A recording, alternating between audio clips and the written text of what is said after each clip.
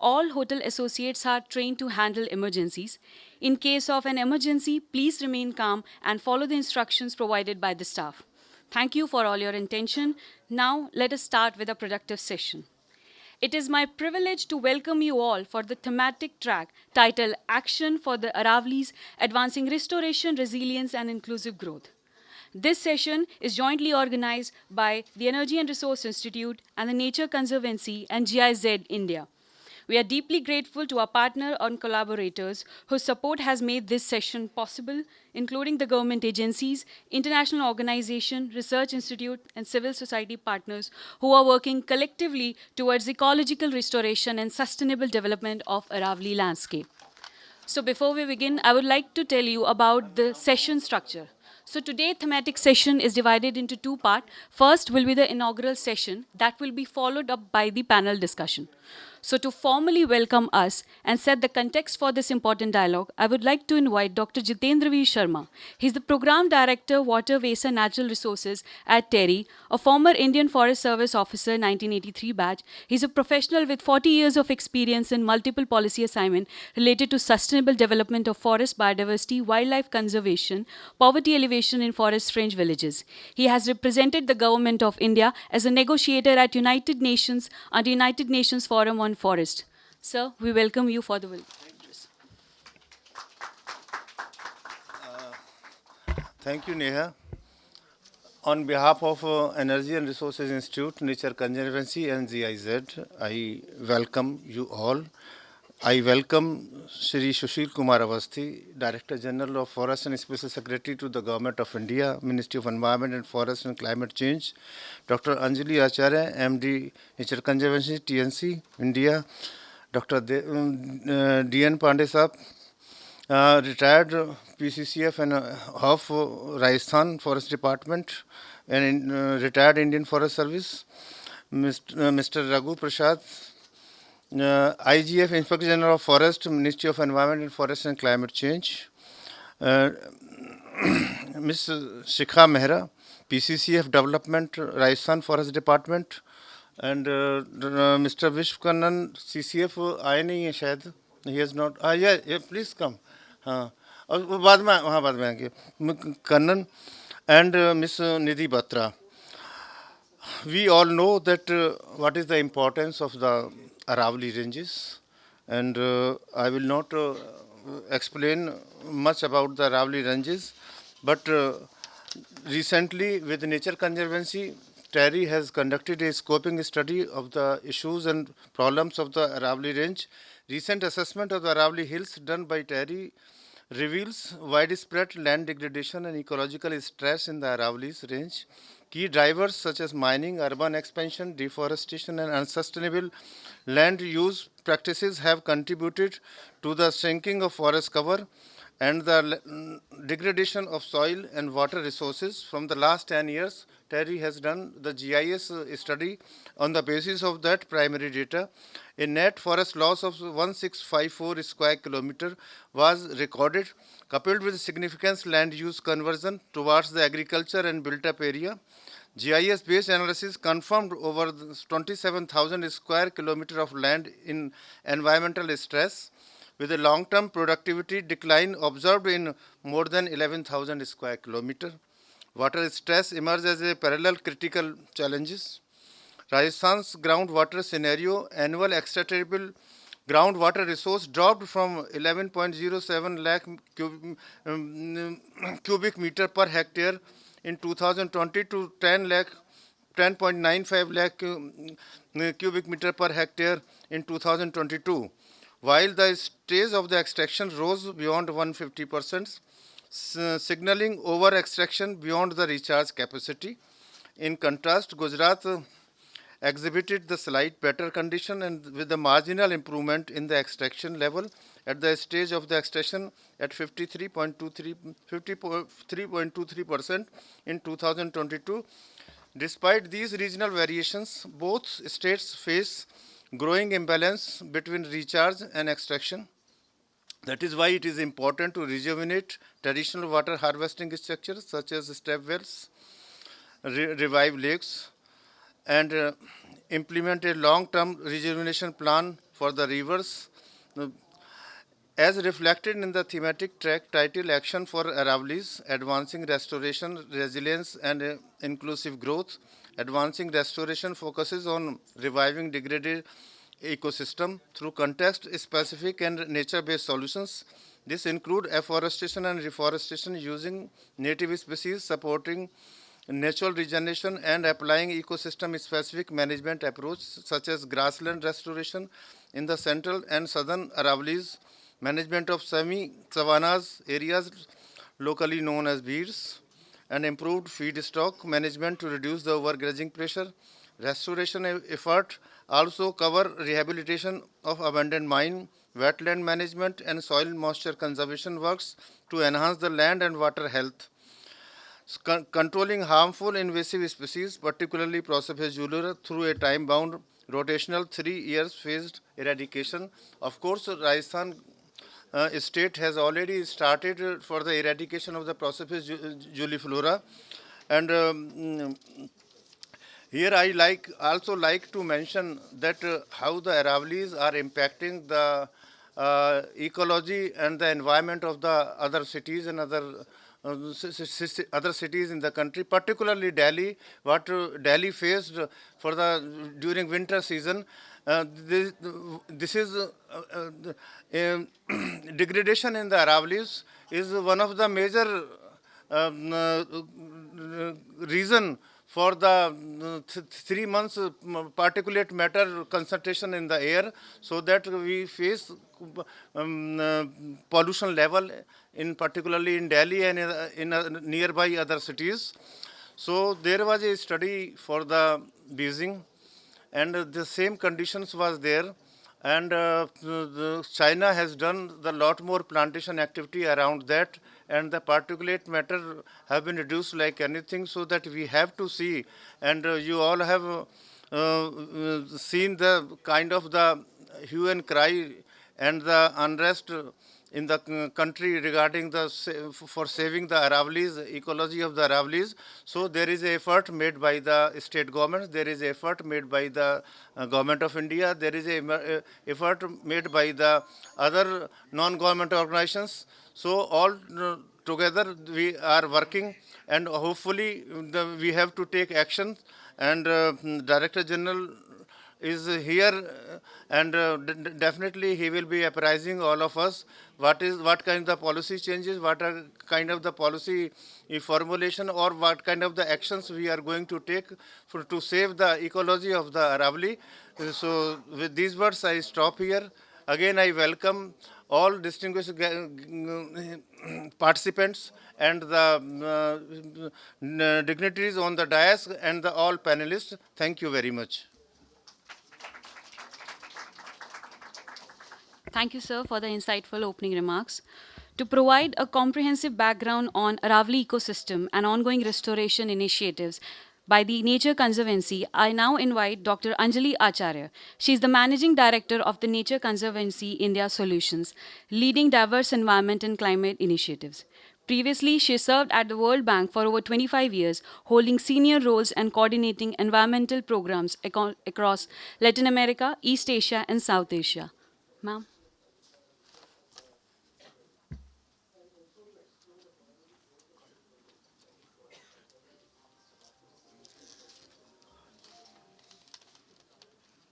Can you just hold this? I guess I'll have to talk louder than the room next door. Welcome all. I'm really excited to be here today. This is an important session, but it is one of many sessions that we've had before on the Aravallis. I wanted to just share a few slides because I think nothing speaks like pictures. The Aravallis, a region that has served as a climatic shield of northwest India for millennia. It stood as a barrier against deforestation, critical for our river systems, living corridor for biodiversity, etc. Beautiful, wonderful. What a picture. This is sections of the Aravalli today. Unprecedented pressures, decades of deforestation, unplanned urban sprawl, intensive agriculture, groundwater extraction, and mining have splintered these habitats. So this is what we are left with today, and this is certainly not what we want to leave for the future generations.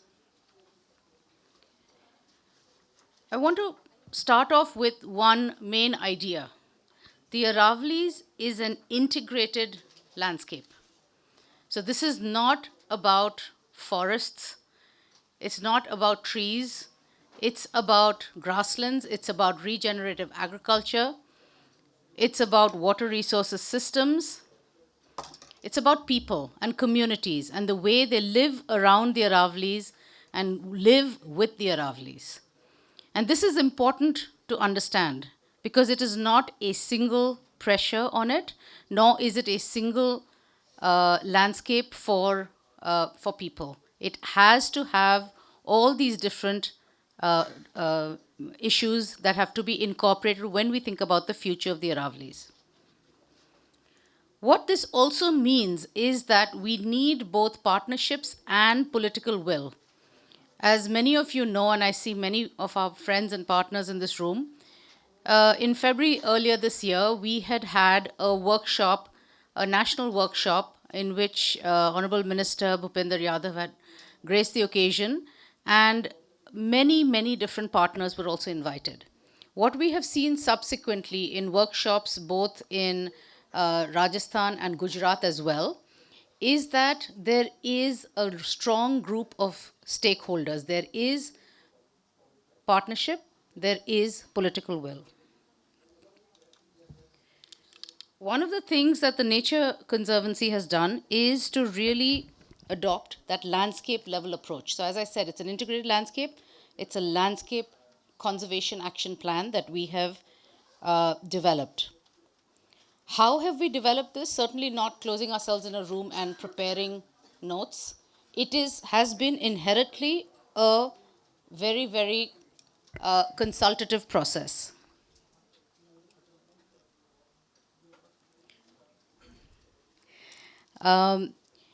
And this has also involved the state forest departments of all the states, the state biodiversity boards, different partners, different agencies, different NGOs, different people who have all worked on bits and parts of the Aravalli and come together. Why? Because we have that common vision of that restoration of this amazing landscape. We've also commissioned a number of studies with 3 or 4 of our partners. So TERI is one of them. Development Alternatives, Society for Promotion of Wastelands Development, and IDCG. And with this, we have built up the evidence to inform geospatial diagnostics. We have Shomajita here, who later on in this session will be demonstrating the decision support tool that we have put together using data that is collectively pulled together. Now, the Conservation Action Plan builds on the ministry's detailed action plan, shifting from strategic vision to operational reality. Oh, I have moved forward. Here we go. And so this helps to translate that vision into very specific interventions. It's good to have a vision, it's good to have a plan, but that plan needs to be actualized, it needs to be implemented.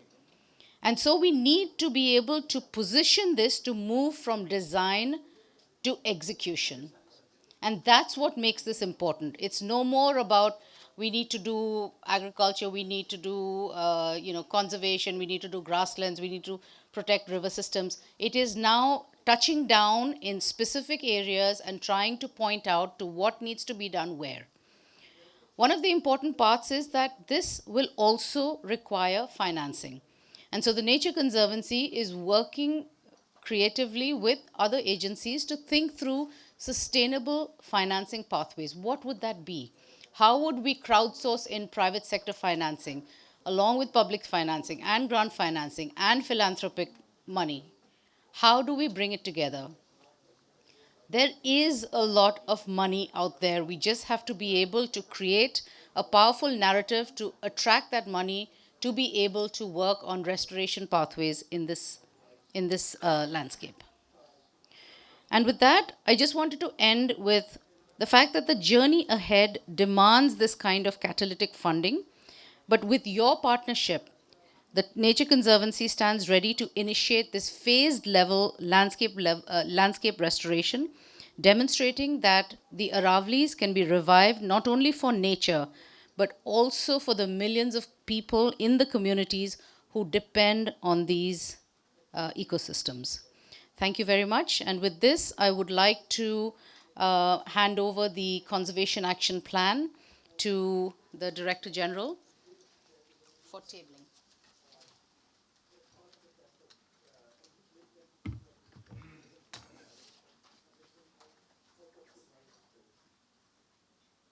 And I have to say that I want to particularly thank all our partners, but also Sudipto Chatterjee and Ritika Basu, who led on this work along with us.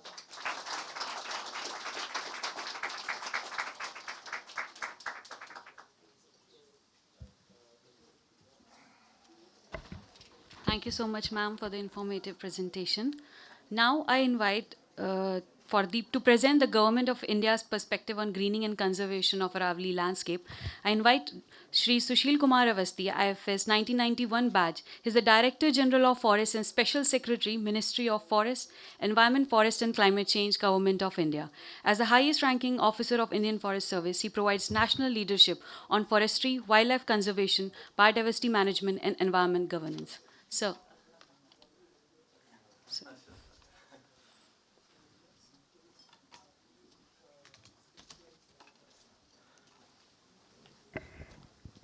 Good afternoon, everyone.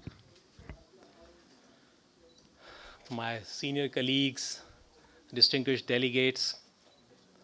At the outset, I should compliment the organizers for putting up this thematic thread on a very, very important topic, the action for the Aravallis. I think most of you who are present in this hall would be knowing very well that in last few years, the Government of India, the Ministry, the 4 state departments, namely Rajasthan, present here, Delhi, Haryana, and Gujarat. Gujarat probably is not here. They have worked very hard to restore the Aravallis, and we have given ourselves a very huge target, very, very ambitious target, in the form of Aravalli Detailed Action Plan. This response of Government of India to save Aravallis is actually addressing the most pressing environmental challenges, as Dr. J.V. Sharma mentioned in the beginning, that we have a lot of issues related to the environment over a number of years in the past. And it also includes the land degradation, the advancing desertification, and the ecological stress which was happening over there. This initiative, as we call it, this is called Aravalli Green Wall project. And you would also know that it is firmly anchored in our climate and land restoration commitments, which we have made in different COPs, in the climate COP as well as the UNCCD COP. In the COP26, our Honorable Prime Minister, he articulated India's long-term climate vision, reducing the carbon intensity of our economy by less than 45% and achieving net zero emissions by 2070. 2 years before that, at UNCCD COP14, we committed ourselves to restore 26 million hectares, later on it was revised to 30 million hectares of degraded land by 2030. The Aravalli Green Wall promise actually emanates from these commitments, and we are trying to translate our global pledges into action on the ground through a very focused and landscape level approach. The initiative is primarily rooting in the nature-based solutions, which you all know is the central pillar or our climate strategy, our climate resilience. And we have also committed to create an additional carbon sink of 2.5 to 3 billion tons of CO2 by 2030, and also moving towards 33% of forest and tree cover in our country. In this context, this Aravalli Green Wall project shouldn't be seen as merely a forestation activity, but is a rather very, very comprehensive restoration effort. I think my previous speaker mentioned that it includes soil moisture conservation, watershed management, tree-based landscape restoration aligned with national missions under the National Action Plan on Climate Change. This program was last year we launched the detailed action plan, and the detailed action plan incorporated a strategy which will be implemented over a period of 9 years, and it included restoration of some 8.16 lakh hectares. And last 2 years, I think you all will be happy to know that we gave ourselves a target of some 79,000 hectares, and we were able to achieve that by a slightly better margin. A defining strength of Aravalli Action Plan is also its people-centric approach. The ecological restoration is integrated with the socio-economic development of this region through agroforestry, pasture development, and community land restoration activities, which will help us improve the ecological health and water availability in this area. Local communities are not passive beneficiary, but they are very, very active partners in this process. We have tried to involve one and all, the non-governmental organization, the state forest department, the local communities, the civic bodies working over there in this process. And I think in the last 6 or 8 months, this is the fourth such meeting. I think this, if we include this thematic track, the fourth such meeting we have been addressing the various non-governmental organizations to work in this direction. This is, in all, is a multi-stakeholder framework, and we are very committed to continue with that. Strategically, the Aravalli Green Wall would contribute directly to India's commitment under UNCCD, UNCBD, and UNFCCC. So, if I have to conclude, the greening of Aravalli represents a transformative effort which will restore the ecological balance, which will give us climate resilience, support the livelihood, and secure the future of India's most environmentally significant mountain systems which we have. I think with these words, I would again convey my best wishes to all of you, because I know that whosoever is present in this hall is having some stake or the other in restoring or restoration of Aravallis. And we will have many more opportunities, maybe in near future, to interact in different forums, in the field, or some other place. So thank you very much, and best wishes. Thank you so much, sir. Now I invite Dr. Somajit Paul Jayas, Officer of TNC, for unveiling of Aravalli Green Wall Landscape Decision Support System.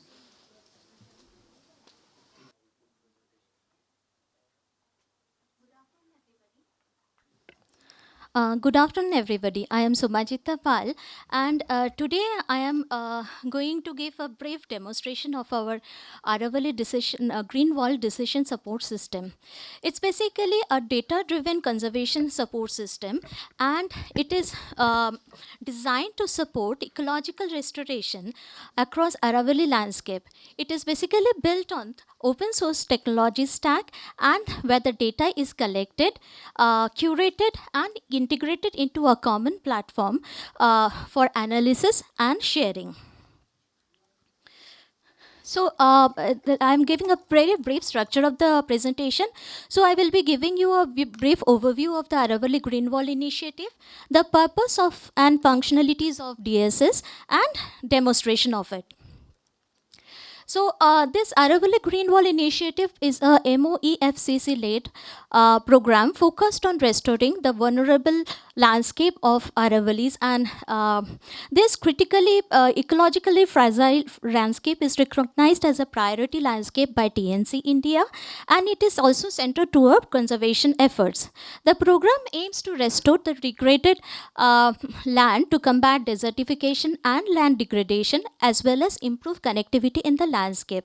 And here for this, we have taken the leverage of science and technology to carry this conservation effort forward.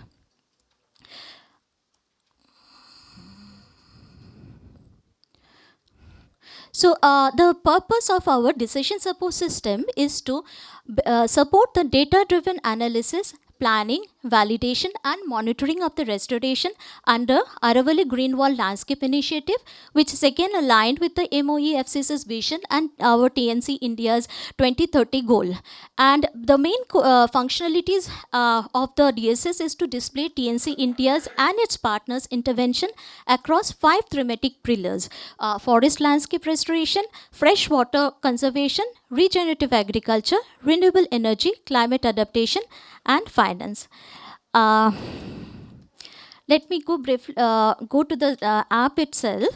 So this is our Aravalli Green Wall decision support system, and it's the landing page. So let's launch this app. So I'm just skipping the tutorial here. So this is the boundary, 5-kilometer boundary, buffer boundary of Aravalli landscape.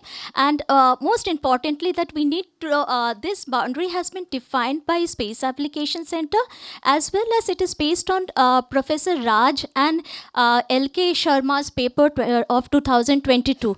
So, and let me give a brief overview of this app. First of all, we have the data layers which we have curated from different open sources and all credible sources. And then here we have the analytics, where we have 4 different kinds of analytics, and all these are the various program areas where our restoration efforts are going on. So presently we have data for forest land, freshwater and regenerative agriculture, and in future we will be updating our renewable energy and climate adaptation and finance. So these are the various GIS functionalities which we have for our GIS functionalities for the app, and this is the map legend which can be which we can see it, and we can even remove it if we want. These are the change in the base layer, where we can keep changing the base layer to make it visibly better for our visibility. So now let me give a brief demonstration about the analytics. First of all, we have, as I mentioned you earlier, almost 78 different layers, and these are all from open sources. So they range from the state boundaries, district boundaries, all this. Then we have layers on the forest, for example, layers like information on the land of forest, Rajasthan Forest Department. Then we have information on the Gujarat Forest Department. So when we open this, we can clearly see that various information is also available. So this is from the Sabarkantha of Gujarat, and its forest beat is Chittorda, and circle is Gandhinagar circle. So all this information is available here. We also have information on the protected areas. Like this is, so this is Fulwari Kinal Wildlife Sanctuary. Then apart from that, we have various information on the elevation, soil, climate, land use, land cover. And most importantly, wherever we have received, curated this data, their information is available. For example, we have the land use, land cover from National Remote Sensing Center. So it is mentioned here and the year of procurement, when it was prepared.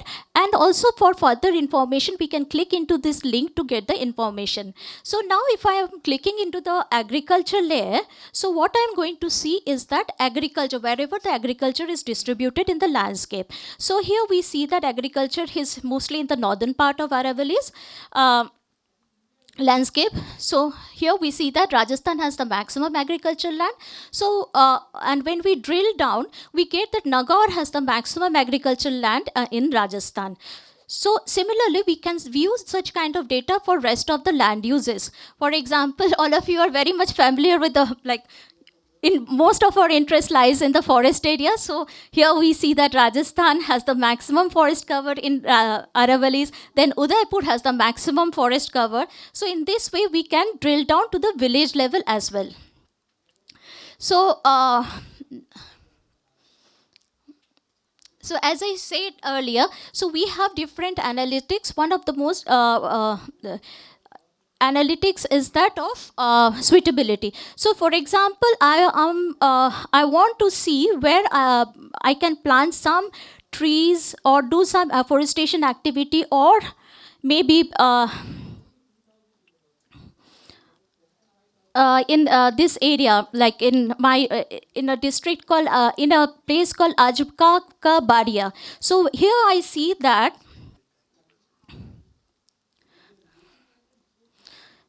So here we see that this is.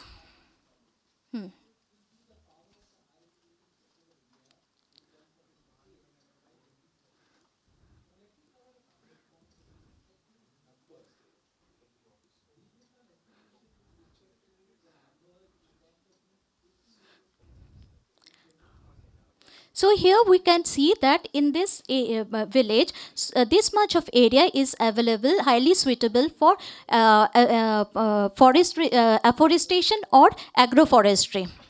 Similarly, if I want to see the where I can plant trees in the district of Ajmer, so I'd select the district Ajmer.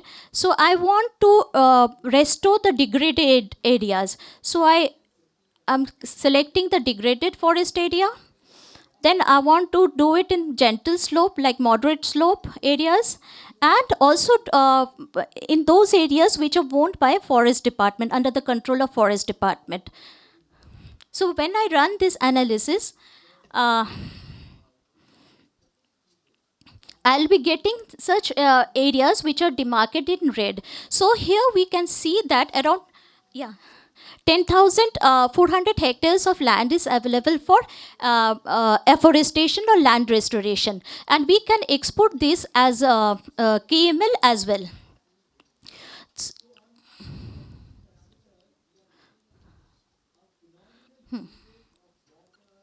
So now another thing is that once we have planted, we want to know that what monitoring, like what is the status of the trees there. So we can upload any of our areas where we have done afforestation. So here, for example, this is a place near Jaipur. So presently we see that it is quite green here. So, and our from our DSS, we can also see that this area comes under the open forest area. And what was the status back in 2006? So we see that this area was mostly non-forest area.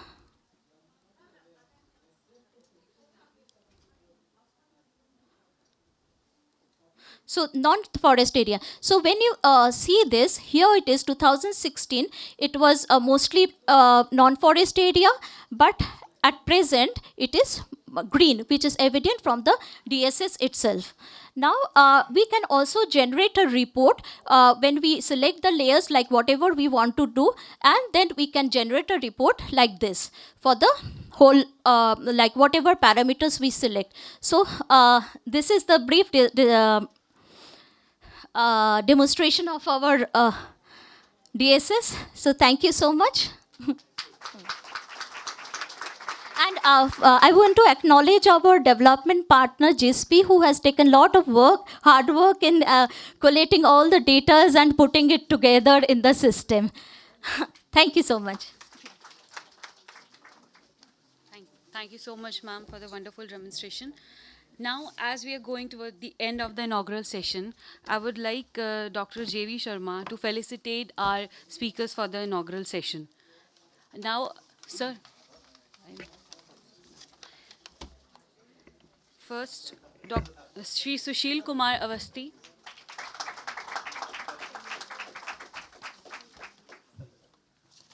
Dr. Anjali Acharya. Thank you, sir. Now I request all the speakers for the panel as well as for the inaugural for a group photo. So if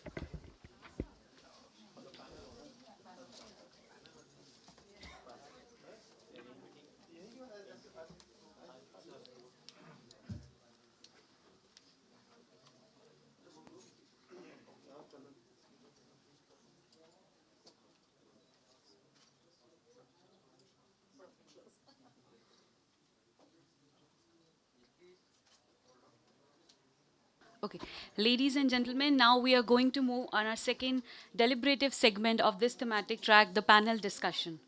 This discussion will focus on policy governance, financing mechanism, stakeholder engagement, and implementation pathways for large-scale restoration of Aravalli landscape. Now, I would like to invite the chair. It's my honor to invite the chair of the session, Dr. Deep Narayan Pandey. He's an officer of 1988 batch of IFS and is a former Principal Chief Conservator, Forest Rajasthan. I would like to give a big round of applause for him. Now, I would like to another Dr. Shri R. Raghu Prasad, IFS 1997 batch, is Inspector General of Forest in Ministry of Environment, Forest and Climate Change, Government of India. All right. Now, I would like to invite Ms. Shikha Mehra, 1993 batch of Indian Forest Service Officer of Rajasthan. She serves as a Principal Chief Conservator of Forest in Rajasthan Forest Department.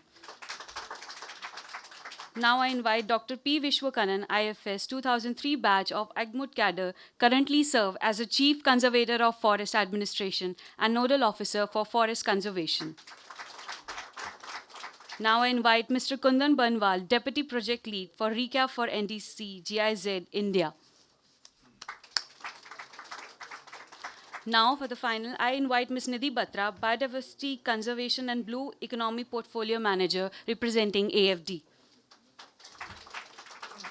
We are deeply honored by your presence and insights. Now I hand over to the chair for the panel discussion. Thank you, sir. I just take 1 minute to begin with and Yes. thank you so much, Nidhi ji. Let me just very briefly make a request to the honorable members of the panel. But before that, I thank organizers for inviting me here to be with you and discuss whatever we are able to.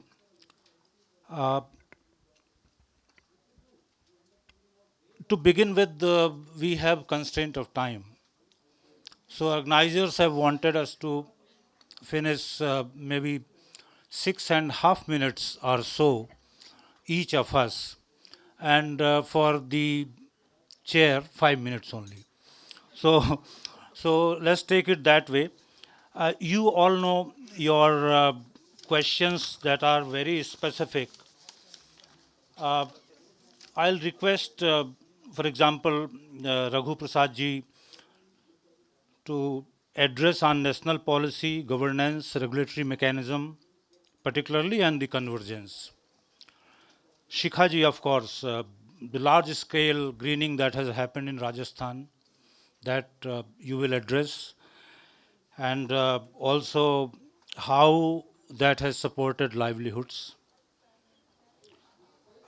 Vishwakandan ji, of course, urban and peri-urban forest areas that you are very familiar with. Then Kundan Balwal ji, recap for NDC. You are aware of the questions that you need to address. Finally, Nidhi ji, on development finance. AFD, of course, has one project in Rajasthan. So you might like to touch. So thank you very much. 6.5 minutes, over to you. And let me first invite Raghu Prasad ji.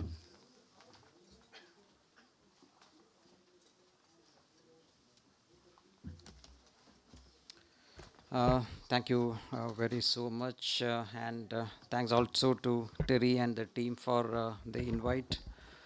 As informed by the chair, that I'll be just covering topics on what is the national policy perspective and on the governance per se in terms. And I think a lot of those areas the DG Forest are already covered in the inaugural session. At the outset, just to give a broad overarching area as to what India has been doing in terms of its our leadership in governance, in landscape restoration, in forest restoration. if you go through the report of the the FAO brings out the state of or the state of world forest report every 5 years. In fact, this year we brought out the FAO brought out the 2025 report, and it's over a period of 5 years. Among countries, in fact, we are one of the countries which puts in an annual growth rate or an annual addition of net increase of forest cover around 1.91 lakh hectares is what we have been increasing over the last 10 years. In fact, I think the data came in from 2015 till 2025. Over the last 10 years, we have been putting up that growth rate. Now, we are the third globally. In fact, we are just followed by China and by Russia, and we are third globally in terms of the annual net gain in forest. If you go through the report, in fact, in 2020, we were in the 10th position in terms of the total forest area in the country. And currently, in the 2025 report, we have come to the 9th position. As a nation, with both at the national level and with the state government, with participation of a range of stakeholders, we have been able to restore a lot of degraded forest lands, and forest ecosystems being one of the main primary areas in which we can target these restoration activities. Apart from, in fact, when I also talk about forest restorations, it's also leading to grasslands, and there are a lot of wetlands which are involved. In fact, currently, if you see the green cover patches, what we call the forest and tree cover, we have reached around a quarter, 1/4 of the land mass or the geographical area. We have been able to put into the green cover based on our latest reports of the ISFR. In fact, India is one of the very few countries which we have been able to assess on a very transparent basis the forest and tree cover.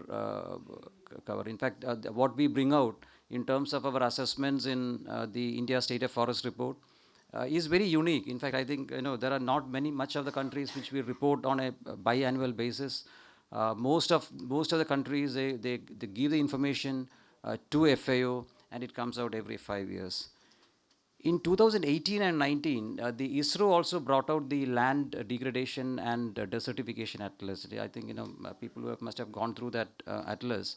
We have huge tracts of land which are degraded. And in fact, the data is increasing. In fact, if you analyze that report, there are a lot of challenges. We have huge chunk, almost probably around 97 million hectares of land is in various stages of degradation. It's a huge chunk of area. And predominantly, out of that, around 83 million hectares of land is on the desertification portfolio. That means on arid and sub-arid areas in the country.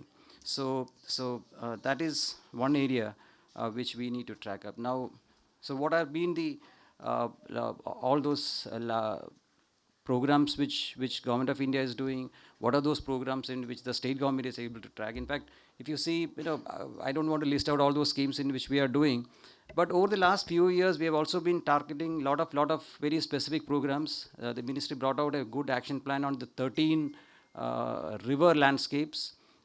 We have a huge river regeneration action plans which we have brought out for 13 major rivers in the country. That covers almost around half of the geographical area of the country. If you see the entire catchments and the landscapes which spread across those areas. We have a huge commitment and a portfolio for mangroves. In fact, the Government of India has also launched the MISHTI program, the mangrove initiative. All the coastal states and the two archipelagos, the Andamans and the Lakshadweeps. So that's a huge program. And of course, in 2023, we also announced the Green Wall, the Aravalli Wall initiative. And very recently, we put in place a detailed action plan covering all these districts. So just to recap on that action plan which we had on the Green Aravalli Wall, it's covering, as you all know, the 4 states. I think those states will also be going to those details of that, spread across around 29 districts. And if you see that landscape, it's almost around probably around 8 million hectares. Around 6.45 million hectares is an area which actually it covers an entire landscape of both the Aravallis and the buffer areas, out of which around 2.7 million hectares is almost degraded. 80% of that comes in Rajasthan. In fact, if you see the entire degradation of that area, 80% of that fall in Rajasthan, and then followed around 15% in Gujarat. And so there's a very detailed action plan. I'm not going to detail. I think the states will cover that. But what we are focusing is that every Gram Panchayat will have nurseries, so that there is a huge protection of local native species, which can actually boost species. In fact, invasive alien species. If you see all these tracks over the last many decades, Prosophis has been one of the main primary species which has been in those areas. I think over the long run, that species will have to be restored. The eco-restoration of those species will be quite an important thing. The water regeneration in those areas, especially all those water bodies, ponds, lakes, that has to be revived. And we are also putting up a huge effort in mobilizing local communities and all stakeholders. In fact, there is also the ministry parallelly also had launched in 2024 the Green Credit Program. I think people must be aware of it, wherein there is also scope for corporates or individuals or private sector to source funding for restoration of degraded forest lands. And that can be used for either for net zero for their targets or for their emission norms. So there is a lot of quite an exciting area in which the Green Credit Program can mobilize the private sector funding or the individual funding into restoration of these landscapes. So from the ministry side, we are wholehearted. In fact, India has shown a lot of commitments to the entire restoration of degraded forest lands. We do have commitments, as DG Forest was also mentioning, whether it is our bond challenge commitment of 26 million hectares, whether it is our Paris agreements of 2.5 to 3 billion tons of carbon equivalent sequestrations, or our commitments in which, or our partnerships in the entire KMGBF portfolio of contributing to the global targets of land restoration. So I think going forward, a lot of partnerships need to be built up for restoration of the Aravallis, and I hope along with the state forest departments, the corporate sector, the non-governmental organizations, individuals, and the local communities, I think we'll have a good future for the Aravallis. Thank you. Thank you. Let me take this opportunity now to invite Shikha Mehra ji, and your questions. Fundamentally, she will be discussing about what significance Rajasthan Aravallis hold for the nation. That is one, of course, because many of you may not know. So that's one. The second issue that Shikha ji will address, the large-scale restoration that Rajasthan has done over the last 2 decades or more than that. Thank you. A very good afternoon to all present here. No talk about Aravalli can be complete without Rajasthan popping up. It is out of the 4 major states, Rajasthan happens to be the most important one, because a larger chunk of Aravallis lies in the 19 districts of Rajasthan. As such, the state has 9.6% of its geographical area as forest. And if I concentrate on the Aravalli districts, the total forest areas of these districts comes out to be 21,264 hectares, which is 15%. And to add to the scenario, let us, to understand the subject, look back and think that when we are talking about restoration of Aravallis, we are talking about its restoration in totality, not only on the degraded forest land, but as in general. And that is where I feel the role of the NGOs and the other organizations also pop in. Because as a department, the state is committed to the extent that the Honorable Chief Minister for the last 2 years has been continuously making budget announcements related to restoration of Aravalli. It was in 2025 that a project was launched for 250 crores based for restoration of Aravalli areas and increasing the greenery in Aravalli region, of which is a 3 years process. And this particular year, we are taking about 3,700 hectares of afforestation activity under that project. And Abhi, of some 10 days back, that the second budget announcement has come from the CM, Honorable CM, which states that the state is going to come forward with 130 crores project for restoration of degraded land, and would focus mainly on covering these lands and to increase the afforestation by seed sowing. So the commitment of the state is there.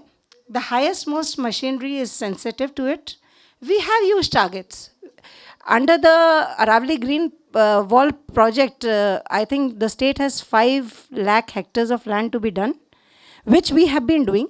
If I reflect back and get back for the last 3 years, there is a continuous increase of the afforestation that we have been doing. In 24-25, it was 38,000 hectares. In 25-26, it was 31,000 hectares. And this year, we are going away with, the department as such is going with 34,000 hectares. If we talk about our dedication, we have fixed the target of 52,000. So the gap that you see between 33 to 51 is what we are looking forward for the people's initiative, various government departments to pitch in. And that is how the state of Rajasthan has launched the Haryalo Rajasthan scheme. And under this scheme, last year we had given targets to different states, to different departments, and we achieved more than what was given to all. Overall, it was 11.74 crores of planted. If I compare the last 5 years versus this 2 years, we find that 10 crores, over the years, we were hardly doing anything. I mean, if I see the aggregated of last some 5-7 years, the initial 5 years comes out to be 10 crores only. Whereas this 2 years, we have already gone up to 19 crores, and the state plans to put up 50 crores plants in the 5 years. So we, just like the decision support system I have seen, we had a BCG roped in, and we got a decision support system DG1 prepared by the state. And definitely we are trying to, it has to grow into a mass, mass program, mass campaign if we really want to look forward its surface. We are going for various programs at the grassroots level. As such, thanks to media, so much has already been talked about Aravalli. Everybody is sensitive. We are looking forward for going forward in this direction. And the challenge, yes, it's a great. Especially the geographical conditions of the state do not give it a easy sailing. Within the limited scope that we have, we definitely want to go forward. My previous successor mentioned, my speaker mentioned about the Green Wall, this Green Credit program. Happy to share with you all that at least 50 land parcels have been uploaded after the notification of September 2025. And I know it is there on the portal, but it is how we go forward, how much awareness is created will definitely bring result. So we are there for the cause, dedicated, and let's see how things happen. Thank you. Thank you, Sikhaji. Now, let me invite Dr. P. Viswakananji. You need to, because you have the experience of Delhi and particularly the urban and peri-urban forest areas. As you all know, Aravallis are also undergoing rapid urbanization, and the peri-urban area becomes extremely valuable, extremely important. So would request you to concentrate on that. Thank you. Good afternoon. Dignitaries on the dais, dignitaries of the dais. I'll briefly be talking about Aravallis and what efforts are being taken to protect these Aravallis. As we understand, Delhi becomes the northernmost, the boundary of Aravallis. Starting right from south, it is adjacent to Haryana. It goes still up to the north campus of Delhi University. That is, we call it as Kamala Nehru Ridge. I believe, though the area is less, but the most protected part of Aravalli lies in Delhi. Way back in 1994, around 7,784 hectares have been declared. The intention notification under Section 4 of Indian Forest Act was issued. Luckily, fortunately, a lot of things have happened, and of late, around 4,176 hectares have been notified. The final notification under Section 20 of Indian Forest Act. I think that itself is a big thing. We can understand the aspirations of Delhi as a growing, developing, growing city and the capital city of this country. Apart from this, for information, we have 5 ridges, because as we all understand, even the Raisina Hills of Delhi is part of Aravallis, as we understand. So the southern, we have of late, we have notified it in 5 ridges. The southernmost ridge, we call it as Southern Ridge, which is around 6,200 hectares. Interestingly, around 1972 hectares of that Southern Ridge has been also notified as Asola Bhatti Wildlife Sanctuary. So we also have we understand we have all these mining pits. Mining pits have been rehabilitated. A lot of plantations have been undertaken. Apart from notification under Section 20, the efforts are seriously on, because as we say that nobody can stop an idea of whose time has come, and of course similarly I think the time has come for final notification of all these 7,784 hectares of this ridge forest into Section 20 final notification, because around 4,200 have already been done. Efforts are being on to notify the rest of this one, because we understand that the ultimate final protection reaches only when it's notified finally in the Section 20 of the notification. Apart from that, thanks to Honorable Supreme Court, certain areas of ridge have been notified as forest. Apart from that, there is a ruling of the Supreme Court which states that protection should also be given to those areas which are looking like ridge. That is, areas having ridge-like features. So the efforts are also on with the help of Geological Survey of India to identify those areas and notify those areas, though they are not part of forest, but they'll also be protected, as the ridges of those areas will also be protected, in the sense that we also have a Delhi Ridge Management Board, which has also been recently reconstituted with the orders of Honorable Supreme Court. So that board will be looking after the entire management of this ridge, be it the identification of morphological ridge, be it the greening, be it the removal of encroachment, and all these things. So that's in about the brief about the area. Coming to the management part, we have something, of course, coming first, I'll talk about the greening efforts. I think Delhi, though it's a small state, but we have a very systematic plan of the greening efforts. Along with Forest Department, there are other 21 agencies, we call it as greening agencies, and every year a green action plan is chalked out, in which every agency is being given a target, and we also monitor them. Not only the lands of the Forest Department, other agencies like be it Revenue Department, be it even the Education Department, where schools, so all greening of entire holistic approach is being taken up, maybe the whole of the government, whole of the stakeholder approach. Yes, coming to the management part, recently we got the management plan of for these ridges got approved by the ministry, that's the regional office of the ministry. So the management plan comprehensively talks about, because previous speakers talked about the invasive species, especially Delhi has 2 important invasive species, that is Vilayati kikad, Prosophis juliflora, and the other species is Subabul, Lycinia leucophila. So there is a provision of removing this invasive species in a phased manner. So, the department has has been systematically working out. So this plan we have chalked out the plan for next 5 years, in removing this invasive species in a holistic manner. So the plan is like we'll be removing it. First, we'll be going for crown lifting. And then once the plantation, again there is a plan for detailed plan for planting native species of the ridge native species.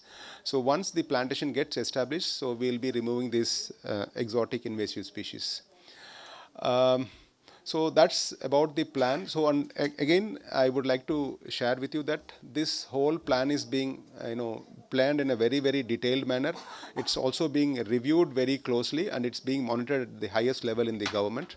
So that's how I'm very, very positive and optimistic that with these plans, with this kind of efforts, because we have political will at this point of time, we have resources at our disposal, and also we have a plan at our hand. So with this, because they say that for successful implementation of anything, they say 3-4 P's. One is people, participation, plan, and the political will. I think we have all at this hand of them. That is the right time for this. I am also very optimistic, and that with all these efforts, with the support of the entire, the government machinery, with the support of all the functions, because even as we understand, these ridges are being considered as the green lungs of Delhi. That's the Aravalli ridges, and it's also being closely and intensely monitored by the judiciary also. So I think that it's very right time to get everything is on table now, and I'm very confident all these invasive species will be successfully being replaced by the native species. So thank you so much, and I would like to thank the organizers for giving this opportunity to express our views on this and the developments. Thank you so much. Thank you, sir. Thank you, Dr. P. Visukananji. Thank you. Let me now invite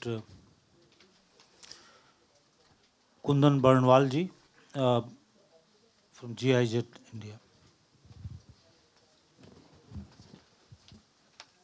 Kundanji, major issues that you need to address, of course, the progress and outcomes of the recap for NDC.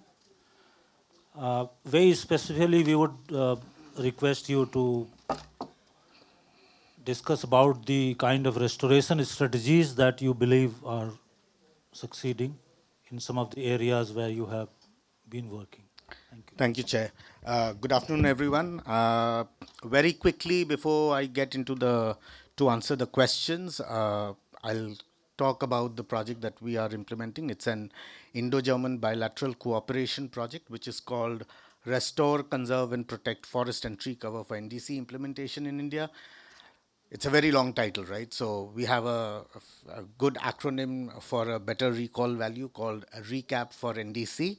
And this project primarily focuses on promoting the concept of forest landscape restoration, both nationally as well as in the regions that we are working. So the project is financed by the German Federal Ministry for the Environment through its International Climate Initiative, and is being implemented in 4 regions of the country: Gujarat, Maharashtra, Uttarakhand, and the Delhi NCR. And the project is primarily working on implementing FLR and TOF models across identified landscapes. That's output 1.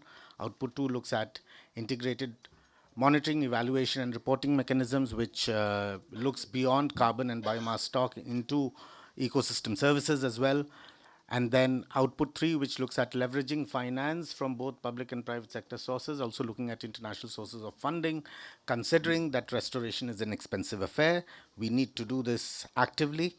Output 4, which looks at policies and guidelines and integrating FLR into these policies and guidelines and making it a part of the developmental planning process across various levels.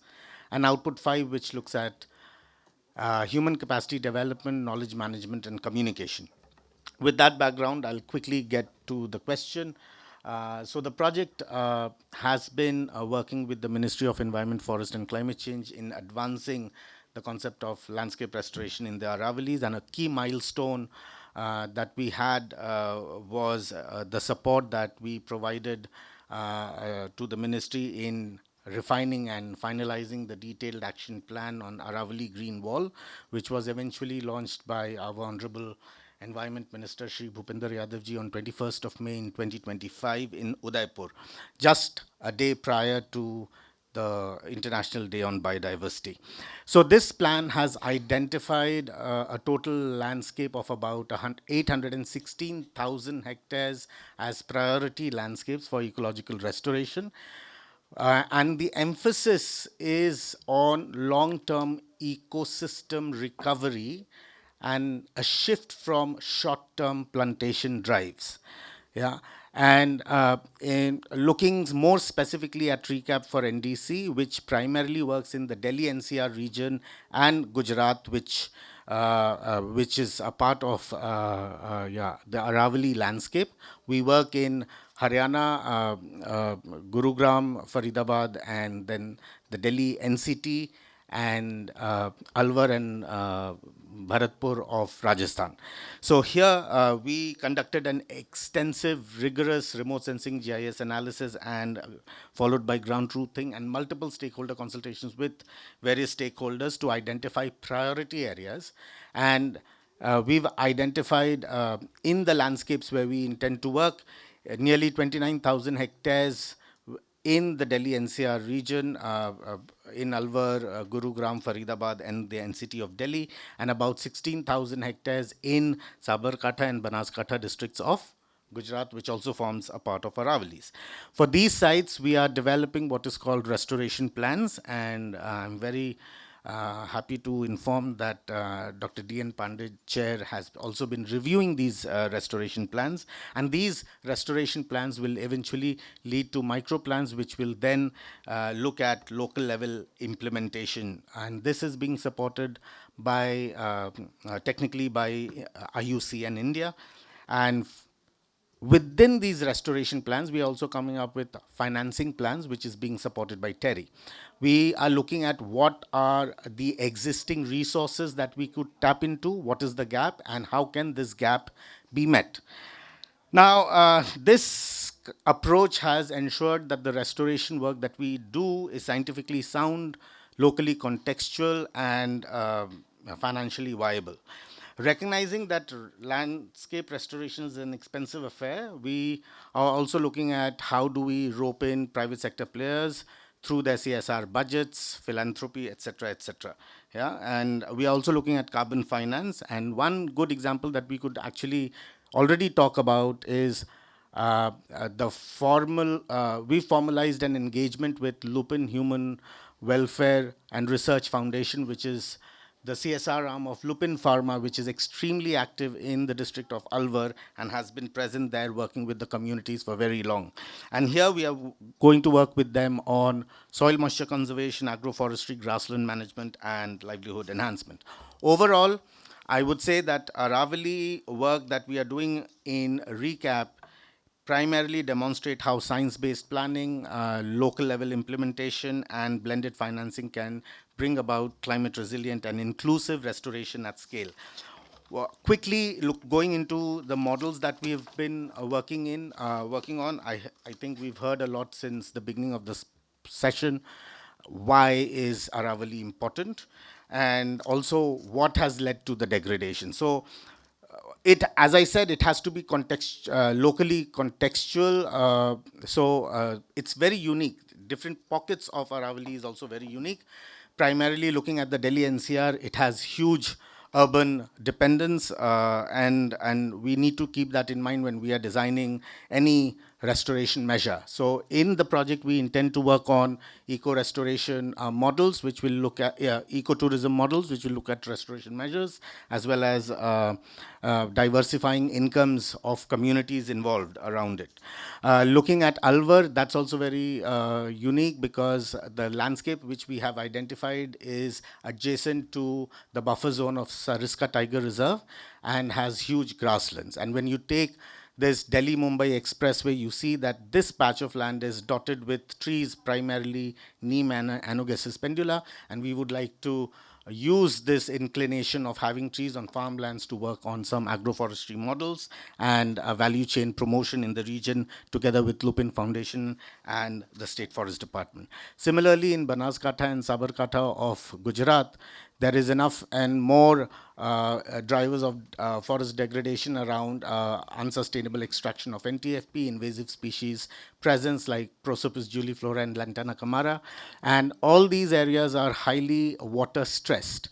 So we will also be working on soil moisture conservation elements across all these landscapes. And one important element is capacities. And I think when we talk about restoration, a lot of people think it's about, planting trees, which is not the case. It's way beyond planting trees, and we need to build capacities of various stakeholders. And together with ICFRE, we've done a very detailed training needs assessment of various stakeholders that can be possibly involved in this entire discourse of restoration. And training needs assessment has led to development of training modules on FLR principles, dry land restoration techniques, soil moisture conservation, adaptive monitoring, and so on and so forth. Last but not the least, just one more point. Delhi NCR has been a little difficult for us because we have to deal with multiple forest departments. Like every other state, we have to deal with one forest department, and an executive committee or a committee is formed, and then things go on. In this case, what happened, we actively discussed this with Ministry of Environment, Forest and Climate Change, and we came up with an executive committee structure which is chaired, where the chair is ADG Forest in the MoEFCC, who has an oversight and also possibly brings interstate coordination if required at any point in time, and provides strategic guidance. So that has been a challenge in Delhi NCR. We tried to reach to NCR Planning Board as an agency that could possibly bring different actors together, but that did not really happen. So landscape, I will end with one statement that, these global commitments give us direction. The government structures through schemes and programs gives us structure. Science gives us credibility, and community gives us stability. So it's high time we stop calling community as beneficiaries, but partners in restoration. Thank you so much. Thank you, Kundanji. Thank you so much. Before I invite Nidhi, let me just say, if we have time, we will maybe one or two questions. Dr. J.V. Sharma Saab wanted me to at least give some time to the floor. I really don't know how to manage that time, but let's face that. Nidhi ji, now over to you. And your questions, of course, the development finance, like AFD, your own organization, and the innovations that you see in the field of financing, particularly. Right, thank you so much. Thank you, everyone, and thank you for having this panel on the Aravallis, which is so important.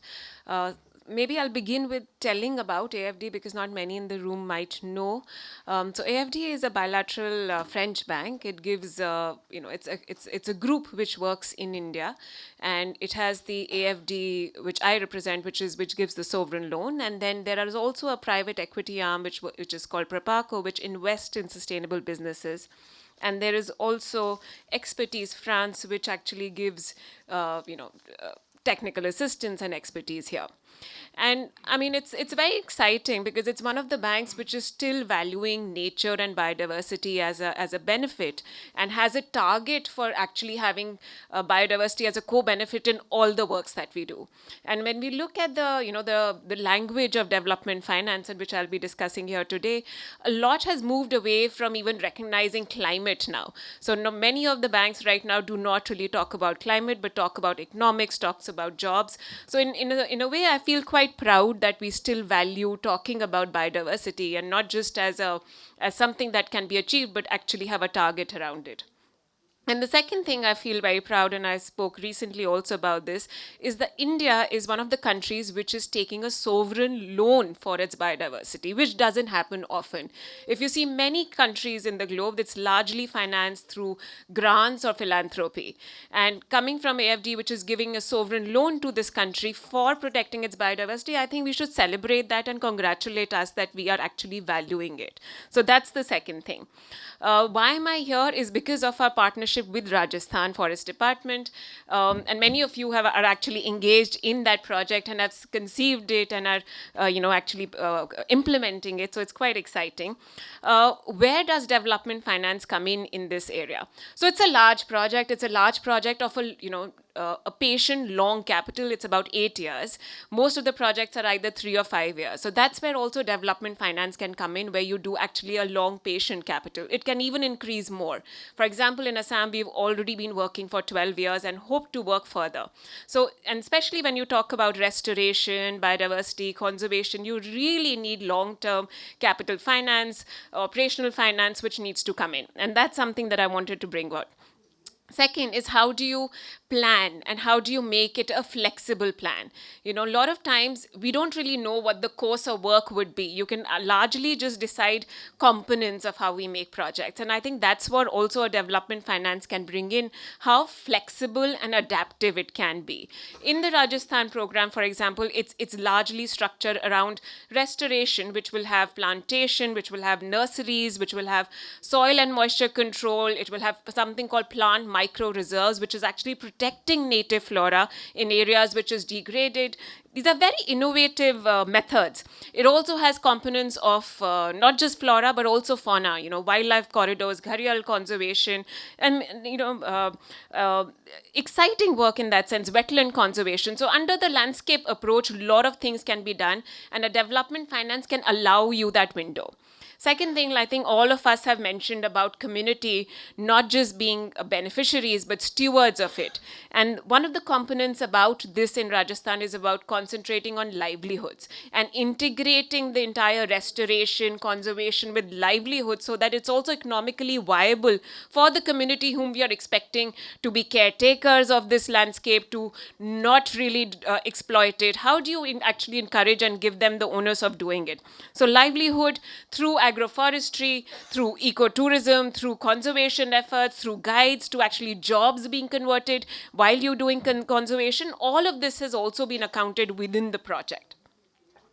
Second, while there is this, aspect about the loan and covering all of this, what a development finance institute can also bring in is a certain kind of technical assistance. And Kundan spoke about a lot of technical assistance which, they bring in. And I think a bank like ours pretty much resonates with what, they're also doing. In Rajasthan, for example, we're working on a carbon sequestration pilot. We're working on something, finding out how much carbon do our grasslands have, which actually has never been studied. Working on ecotourism, conservation, interpretation center. These are innovative things that what a TA can actually bring in. Now, giving this picture, I want to add in on what I feel is still missing. And I want to go back to, and congratulate Anjali for the work that you guys are doing, because I think that's something which is really required in terms of convergence. All of us are players who are working in the Aravallis, but we really need to start talking together on the same platform way more often so that our impacts actually converge. So you're working in Alwar, we are working in Alwar, we need to be talking together all the time. So I think that's something which is really, really important. And also, maybe if we can learn from the Great Wall, the Africa Great Wall, which is actually what the Aravalli Green Wall is also upon, where also AFD is a financier. There are 11 banks financing that project, right? The 11 partners coming together. What they also formed recently is something called the Accelerator. So there's Great Wall Accelerator. Why don't we have the Aravalli Restoration Accelerator, where all of us can come in and actually pool in our resources in whatever way. It is technical capacity, it is finance, whatever comes in. So I think that's something which is required.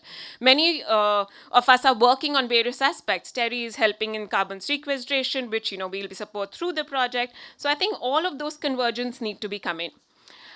Second, ecosystems don't have boundaries. A lot of us are working with the forest department, but many of the Aravallis outside forest department purview, and it's with the community. So a lot of it needs to be also concentrated on that, and we need to work on it. And of course, there are models of innovative financing which can come in. So I spoke about Propaco being one of the, the private equity venture of ours where we invest in sustainable businesses. Agroforestry is one of the businesses that we have actually invested in. Those kind of instruments where PPP, like merging, blending finance, doing impact bonds, I think those times are ready that, we converge all the sources that we have towards building. So that's what I wanted to end with, that more, convergence, more acceleration, and more all of us really coming together and not being in the silos that we are in. Thank you, Nidhi. We will take, we have time little bit, two questions. So, yeah, please identify towards whom the question is. Yeah, please go ahead.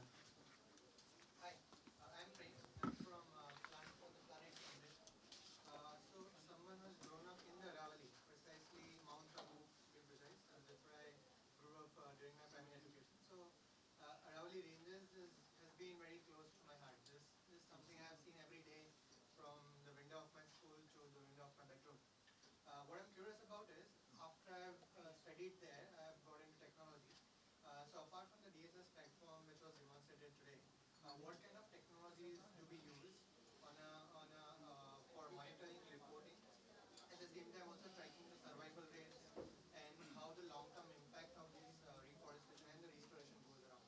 If someone could share something about, maybe satellite mapping or anything that is done on the ground in order to track the progress that we do. Would you like, anyone like to answer? Should I answer this? Yes, to briefly say yes, Forest Survey of India, every square inch of forest land. Then of course the Agriculture Department. We also have many other departments who are monitoring every square inch of land. And that is how you know what is the area where mining is going on, what is the area where agriculture is happening. You saw one example, Nature Conservancy India, Somajita ji presented. So likewise, there are many, the conservation plan that Anjali ji, Dr. Anjali Acharya was telling, the four organizations supported us. They heavily relied on science and technology, of course. Yes, all forest departments, if you go their websites, you will find the data there. If you go to Forest Survey of India, you will find the data there. If you go to ICFRE, the research that they have conducted throughout the Aravalli regions, you can find there. So everything available in public domain. Thank you. Any other question? Yes, please.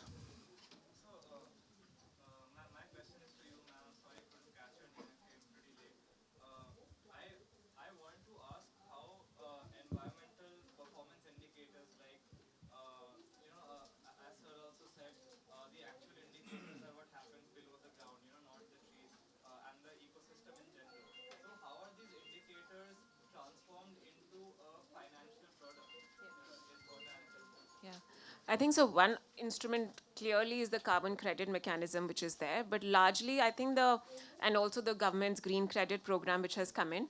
Unfortunately, many of the carbon credit don't really look at soil and don't really have a standard for, restoring degraded forest. And that has become a big challenge for India as of now when you look at, let's say, the Vera standards. And I think TERI has been working a lot on pushing that. So that's one. Second thing which is emerging are something called biodiversity credit. And I think that's something in a very important area where you're not just looking at carbon, because just to see carbon as, one benchmark of any restoration work we do is very limited. But you have to look at the entire biodiversity, which means soil, which means water, which means the flora which has come in, which means the fauna which has been come in. Because if you look at landscape, it's restoration of everything, right? It's not just a plant, but the habitat that you build. So I think that's an emerging area. And in India and France and UK are been working on creating biodiversity credits. And that could be another channel of leveraging finance also. Yeah, can we take one more question or you want us to close now? Okay, please go ahead. Over to you. Thank you to all our esteemed panelists for such a rich and thought-provoking discussion, and a special thank to Dr. Deep Narayan Pandey for chairing this session. Today's dialogue has highlighted not only the ecological importance of Aravalli landscape, but also an urgent need for coordination action across policy, science, finance, and community engagement. Now, as we conclude the session for the WSDS thematic track, it's my privilege to extend a sincere vote of thanks to all of you who have contributed to making this session meaningful and inspiring. We are grateful to the government officials, experts, and panelists for their valuable perspectives and all the participants for their presence and engagement. Special thanks to our partner, the Nature Conservancy and GIZ India under RECAP for NDC for their collaboration and commitment to advancing restoration of Aravalli landscape. On behalf of organizer, I thank each one of you for your valuable time and contribution. We look forward to your continued participation in the sessions ahead. Now, as a token of appreciation, we would like to present mementos to our distinguished speakers. I invite Dr. Syed Arif Ali, the Associate Director of Land Resource Division TERI, to kindly come forward and felicitate the guest with mementos to our speakers. Dr. Deep Narayan Pandey, former PCCF of Government of Rajasthan. Mr. R. Raghu Prasad, Inspector General of Forest of MoEFCC. Ms. Shikha Mehra, PCCF Rajasthan Forest Department. Dr. P. Vishwakannan, Chief Conservator Forest of Government of NCT, Delhi. Mr. Kundan Banwal, Deputy Project Lead, RECAP for NDC, GIZ India. And Ms. Nidhi Batra, Biodiversity Conservation and Blue Economy Portfolio Manager, AFD. And also, I would like to invite Dr. Somjita Paul, GIS Officer, TNC, for giving the wonderful demonstration of DSS.